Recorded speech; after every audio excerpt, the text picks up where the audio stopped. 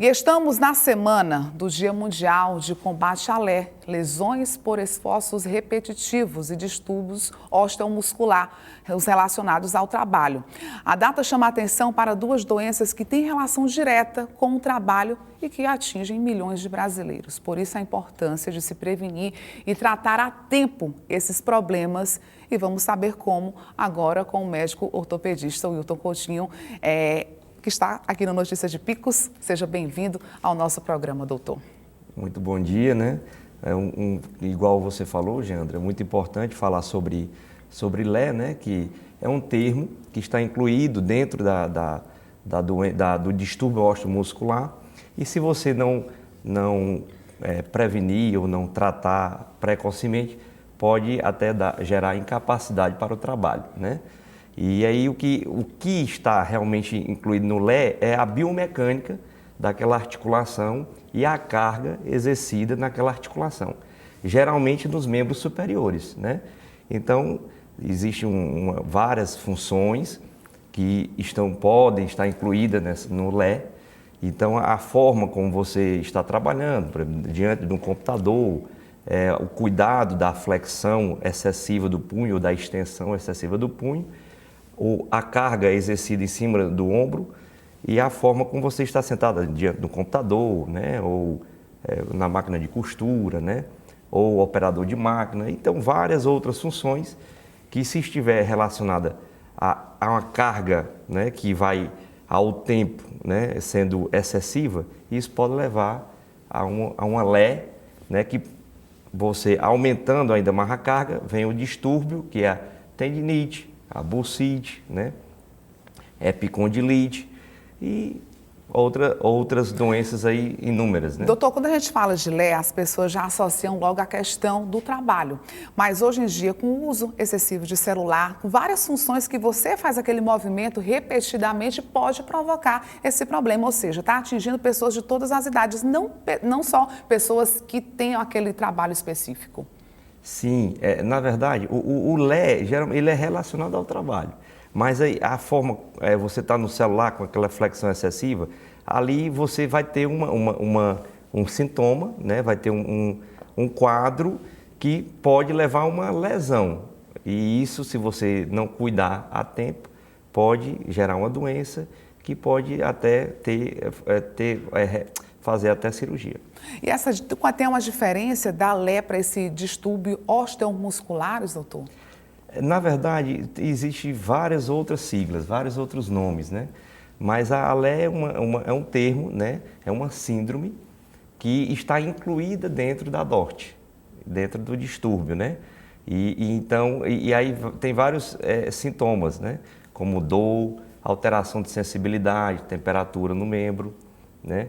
E aí os outros sintomas é a tendinite, a bursite, a tendinite do punho, tendinite do ombro, bursite do ombro e a epicondilite do cotovelo.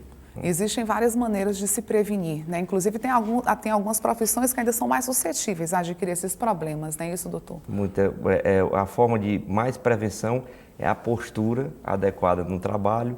Quem trabalha com computador tem que ter muito cuidado com a questão de deixar o membro superior fora da mesa, né? Você tem que apoiar bem o ombro e o cotovelo em cima da mesa.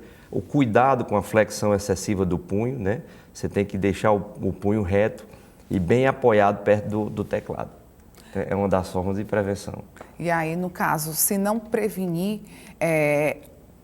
esse problema pode se agravar. Então, como é que a pessoa deve acender o alerta? Olha, não está certo, eu tenho que procurar uma ajuda médica, eu tenho que procurar maneiras para corrigir esse problema. O mais importante, um dos primeiros sintomas é a dor. Então, você pode ter dor e alteração de sensibilidade e temperatura. Então, geralmente, nós costumeiramente vai tomar um anti-inflamatório, toma um remédiozinho ali, e ali só que nem vai paliando, ou seja, você vai encobrindo, mascarando o problema. Então, o primeiro sintoma é esse sintoma que eu relatei e você vai ter que buscar já um auxílio e uma avaliação especializada. O mais importante é você afastar o indivíduo, ou seja, o paciente, daquilo que está causando aquela lesão.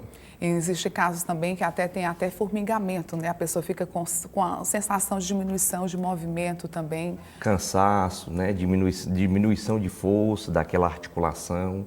Então, são os sintomas que você tem que ter mais cuidado e procurar precocemente o profissional. E no caso, quais os exames, assim, como é que é feito esse diagnóstico, doutor? O diagnóstico é clínico. Você tem vai pelos esses sintomas relatados e você tem que avaliar aquele membro, né? Geralmente, quando vai persistindo aqueles sintomas, às vezes tem pacientes que chegam no nosso consultório já com a doença instalada, né? Já com cistos, né? no punho, já com a síndrome do túnel do carpo, que é a compressão do nervo mediano, né? Já com a síndrome no banguito, que aí já tem alterações do tendão, do nervo e do osso. Nesse caso também tem a questão da predisposição familiar, afeta também, ocasiona? A predisposição familiar não tem muita, por lé relacionada ao trabalho, não tem muita relação. A prevalência maior é no sexo feminino, né? Tem a prevalência maior, ainda não tem uma causa bem conhecida, né? Geralmente, às vezes, é pela questão da frouxidão ligamentar, que a mulher já tem mais, né? Alteração de colágeno, de cartilagem, que a mulher já está mais predisposta, né? Depois do diagnóstico, como é que é feito esse tratamento, doutor? O tratamento primeira coisa, é você afastar o paciente daquilo que está provocando aquela lesão. Então, você afasta, geralmente, de 3 a 7 dias. Aí, depois que você pode entrar com anti-inflamatório, não hormonal, aí vem a fisioterapia, né? E dependendo se já tiver alguma alteração do tendão, né? Alteração do músculo, você pode indicar algum tratamento intervencionista, né? Ou com infiltração, com alguma medicação, né? Ou com corticoide, né? Geralmente, ou até com cirurgias minimamente invasivas. Só para finalizar a nossa entrevista, doutor, eu queria que o senhor fizesse até um alerta para quem está em casa, que costumam fazer esses movimentos repetitivos, o que ela tem que fazer para evitar tudo que o senhor falou aí, né? Essa questão do diagnóstico, da questão desse tratamento, ser praticamente afastado do trabalho, que aí o prejuízo ainda é maior, né?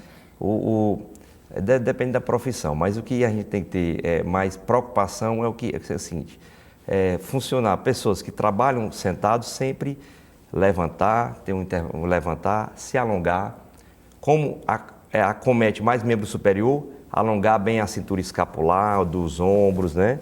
Alongar o punho, ter muito cuidado para não ficar com o punho fletido, né? Essa é uma das formas de você minimizar a questão da postura, só lhe interrompendo, a questão da postura, não existe uma postura correta, nem assim e nem assim, né? Tem que ter esse movimento, né, doutor? Por isso que é recomendado as pessoas se levantarem pelo menos a cada 60 minutos. Nós, de uma forma geral, já temos uma postura um pouco inadequada, né? Então, você tem que ter realmente uma postura ereta, né? O pescoço você tem que deixar linear com o corpo, você tem que ter essa postura aqui, você não pode ficar fazendo isso. Geralmente, o que está acontecendo com os celulares? Muita flexão da cervical, pacientes, muitos problemas na cervical e o punho fletido. Né? E o dedo fletido. Então, isso é uma forma que você tem que ter muito cuidado.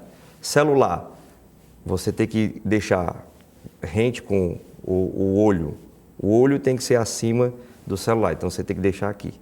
Isso você previne muito as lesões por lé ou outro tipo de doença. E a questão da lombar também, a atividade física é bastante importante também, até para o fortalecimento dessa região, né, doutor? Muito importante. Muito importante o alongamento da paravertebral, da musculatura da coluna, né, da flexão e da extensão lombar.